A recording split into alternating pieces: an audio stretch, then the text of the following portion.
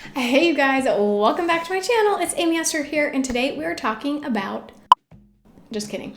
We are talking about a small intestine. I guess that's not just kidding. We are going to talk about that.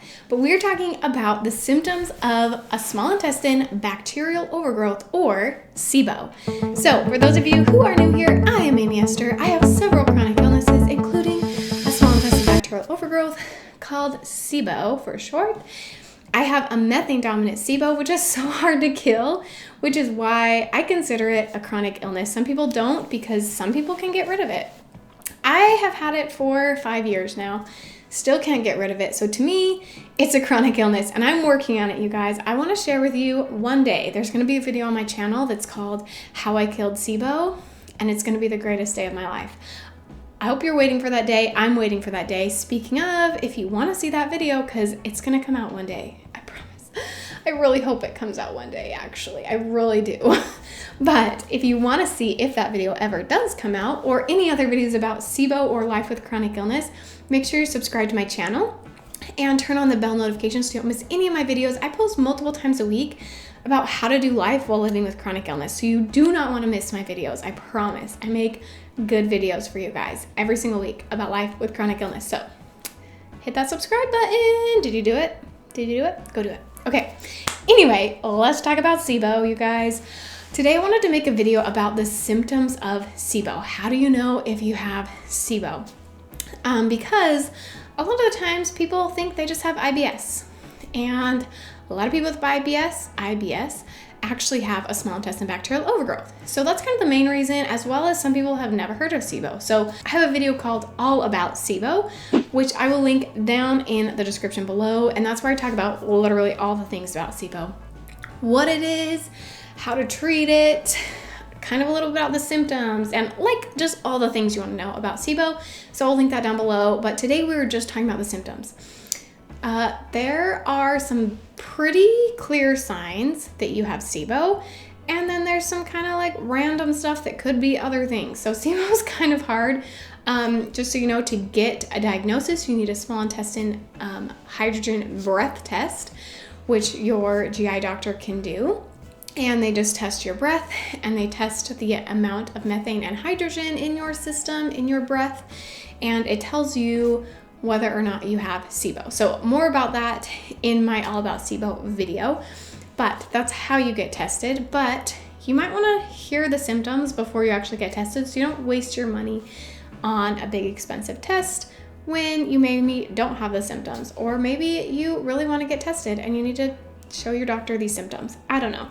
I just wanted to make this video because I get a lot of questions about the symptoms of SIBO. So that's what we're doing today. Okay, so symptom number one is the very obvious symptom of bloating. You guys, this is me. I took this like 4 years ago maybe, and this is an hour between these two pictures. 1 hour. 1 hour, you guys. And my stomach just would explode, and I looked like I was pregnant. And I shouldn't say I did, I still do. I still look like I'm pregnant every time I eat. So bloating is a huge sign of SIBO. If you get really bloated every time you eat, doesn't matter what you eat, you seem to get bloated, you might have SIBO, my friend. Going along with that is gas. You might be a little gassy because you're really bloated. That bloating is something. What is it? It's gas, you guys. So you might be a little gassy as well. And then you might have a lot of pain with your digestion. So you'll have pain after eating. Typically, you'll have a lot of pain after eating. You might have acid reflux. You might have cramping. And especially as that food moves through your system, through your small intestine and your large intestine, you will probably have a lot of pain there as well. So just all the digestion pain you can think of from the beginning of the process to the end, you're probably gonna have a lot of digestion pain, as well as like right before you need to go to the bathroom. A lot of people with SIBO have an urgency to go to the bathroom. Now let me tell you guys a secret. This is embarrassing, but I'm gonna tell you because you're here talking about SIBO, so we're gonna talk about it. I like to batch my videos, so just a little secret about my YouTube video. I usually create 2 to 3 videos at a time, just because I'm already sitting here, everything's set up, and I'll just change my outfits. So that's a fun fact about my channel. But I was recording my last video and all of a sudden I had to go to the bathroom and I was like, I can't finish this video. I have to go right this second. And there's just like this urgency to go to the bathroom. And I feel like I just can't hold it in. I just got to go right now. And that's pretty common with SIBO as well, is you just have this urgency to, yeah, that's what happens. And you also might have constipation on the other end of the spectrum, as well as diarrhea. So you can be on either end. You could have both. You could alternate between the two. Maybe you're constipated for 5 days and then you have diarrhea one day. Maybe your seems regular, as in it looks normal, but you have a lot of urgency when you need to go to the bathroom. So if you can think of a problem that you have, then you might have SIBO, because there's lots of problems when your food is digested when you have SIBO. So that's super fun. You might also feel really full after eating.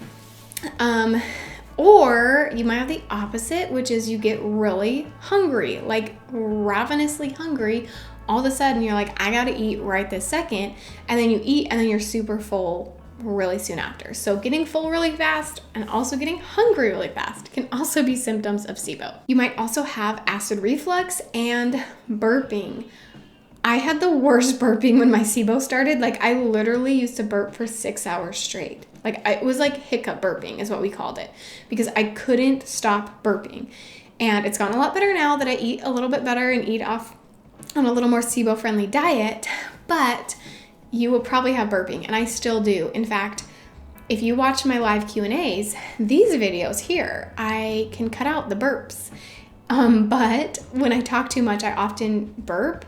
And so like probably 5 seconds ago, you just didn't see it, but it got cut out that I had burped into this video.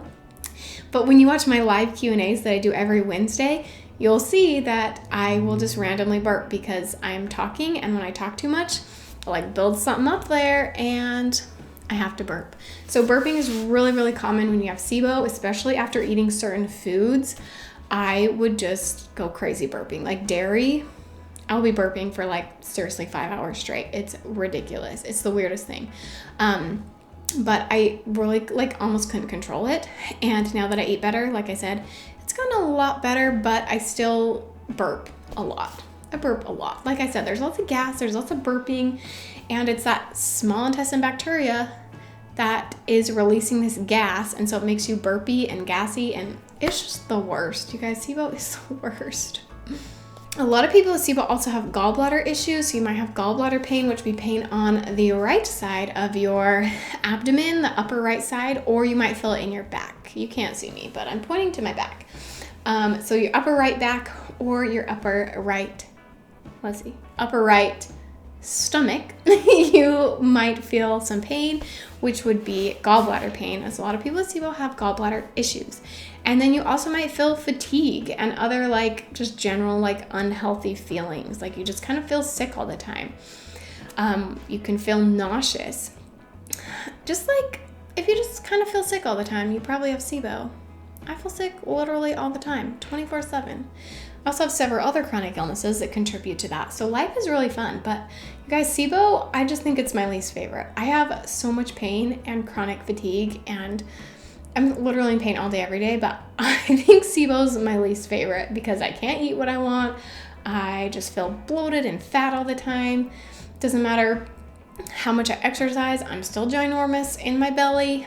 It's just, it's the worst. Okay, one more thing that also makes SIBO the worst is sugar cravings. You will crave sugar because the bacteria wants sugar. So when I first went on my very first SIBO friendly diet, I went on the first diet I went on was low FODMAP, but then the second one was low FODMAP paleo. So it's paleo plus low FODMAP, and it was pretty restrictive, and I couldn't have any sugar on this diet. And I craved sugar like crazy. I just wanted to eat it all the time. And I didn't eat it for like 5 months and it was miserable. But my body craves sugar because that bacteria feeds on sugar. It loves the sugar, and so it can create like literal cravings in your body for you to crave sugar and carbs because it wants to eat that stuff, and then it makes you feel terrible whenever you eat it. So those are the symptoms of SIBO. basically all the digestive issues, the bloating, the constipation, the burping. Like if there's a digestive issue, like we got it here if we have SIBO. So if you have those, you may have SIBO. You may want to talk to your doctor about it. If you know you have SIBO, leave us a comment below and let me know what is your least favorite part about SIBO.